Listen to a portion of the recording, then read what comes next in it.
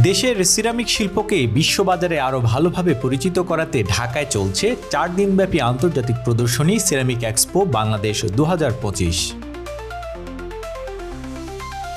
রাজধানীর আন্তর্জাতিক convention centre Bashundhara আইসিসিবিতে 27 November সকাল থেকে মেলা শুরু হয়।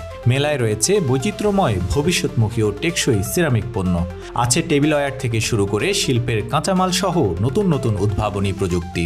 বাংলাদেশে যতগুলো ম্যানুফ্যাকচার কোম্পানি আছে তো সবার মোটামুটি ভালো যে প্রোডাক্টগুলো আছে সবগুলো ডিসপ্লে করা আছে, যেগুলো আসলে এখানে কাস্টমাররা আসলে শর্ট জায়গাতে আসলে সবগুলো কোম্পানির প্রোডাক্টগুলো দেখতে পাচ্ছে। এটা সবার জন্য আসলে একটা ভালো।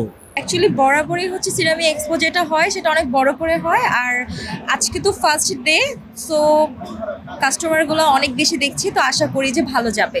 পরিবর্তন বলতে খারাপ না, ভালো, ঠিক আছে, বাট আগের বার তো ছিল আলাদা আলাদা সব স্টলগুলা, বড় বড় স্টল ছিল, খুব ভালো ছিল।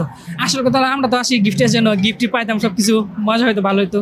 এখন তো সব কিছু নাই, সব এক সেটের ভিতরে করে ফেলছে, তো একটু গ্যাদারিংটা হয়ে গেছে আমার কাছে মনে হয়। এটা Bangladesh ceramic manufacturers and exporters association BCMEA এর আয়োজনে এই মেলা চলবে 30 নভেম্বর রোববার পর্যন্ত।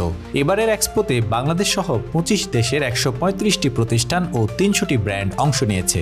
পাশাপাশি এ খাতের 500 জন আন্তর্জাতিক প্রতিনিধি ও ক্রেতা অংশ নিয়েছেন। এতে সেমিনার তিনটাই আসলে এই সেক্টরকে সামনে এগিয়ে নিয়ে যাওয়ার উদ্দেশ্যতেই করা হয়েছে।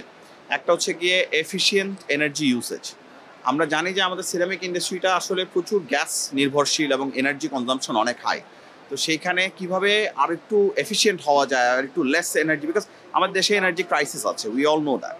তো সেখানে আর একটু কীভাবে কম এনার্জি খরচ করে আমরা কীভাবে প্রোডাকশনটাকে আর একটু বেটার করতে পারি। নতুন বিজনেস করতে চাচ্ছে তাদেরকে নিয়ে আসতে চাচ্ছি, আর ইভেন আমরা হচ্ছে এখান থেকে নতুন নতুন র মেটেরিয়ালস ইন্ট্রোডিউস করা দিচ্ছি। এই বড় বড় ইন্ডাস্ট্রি যেগুলো আছে এগুলো প্রত্যাশা করতেছি এগুলো আসবে, আরও আমাদের এখানে ইনভেস্ট করবে।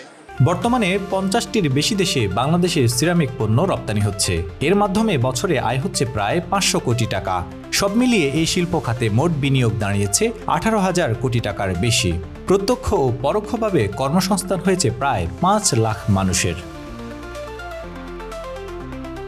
তারেক হোসেন, বাংলা নিউজ, ঢাকা।